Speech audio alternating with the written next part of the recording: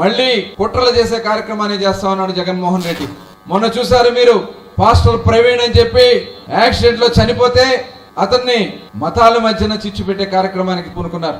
మతాల పేరుతో ఒక మతం వారే అతను హత్య చేశారని చెప్పి అక్కడికి వెళ్ళి కుట్ర చేయాలని ప్రయత్నం చేస్తే ఆ కుటుంబ సభ్యులే బయటకు వచ్చి, లేదు మాకు పోలీసుల మీద ఈ ప్రభుత్వం మీద పూర్తి నమ్మకం ఉంది, మీరెవరో మాట్లాడొద్దని చెప్పారంటే ఇవాళ తెలుగుదేశం పార్టీ, జనసేన, భారతీయ జనతా పార్టీ ఒక నిర్దిష్టమైనటువంటి కార్యక్రమంతో మనం ముందుకెళ్తున్నాం.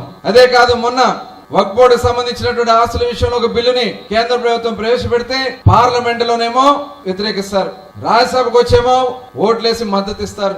ఎంత కుట్రపూరితంగా వాళ్ళు వ్యవహరించారో ఒకసారి చూడాలి. ఇక్కడికి వచ్చేమో దొంగ నాటకాలు ఆడతారు.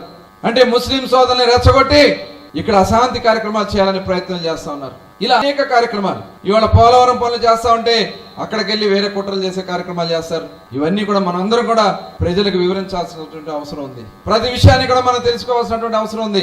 ఇవన్నీ కూడా బుక్లెట్ చేసి ప్రతి ఇంటికి అందించాల్సినటువంటి కార్యక్రమం మనం తీసుకుని 2024 గెలుపు కాదు, 2029 నిజమైనటువంటి గెలుపుగా చూపించాల్సినటువంటి బాధ్యత ప్రతి ఒక్క తెలుగుదేశం పార్టీ కార్యకర్త నాయకులు తీసుకోవాల్సినటువంటి అవసరం ఉంది.